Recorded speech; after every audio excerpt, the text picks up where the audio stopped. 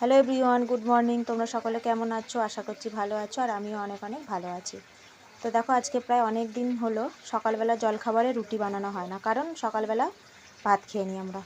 মেয়ে যেহেতু স্কুলে যাওয়ার জন্য ভাত খায়, আমিও ওর সাথে ভাতই খেয়ে নিই। তো আজকে মনে হলো একটু রুটি বানাই। তো ওই জন্য বেশি রুটি করিনি, 4টে রুটি করলাম দুজনের জন্য, মা আর মেয়ের জন্য, কারণ তোমাদের দাদাভাই তো কাজের জন্য বাইরে থাকে। তো সেই কারণে মামের 4টে রুটি যথেষ্ট। সকালের জলখাবারে কত খাবো, এমনি মেয়ে বলবে দেখো না একটা খাবো। তো যাই হোক, আর রুটি বানিয়েছি, একটু ফুলকপি আলু ভাজা করলাম, আর দেখো এই যে ডিম সেদ্ধ করে নিয়েছি।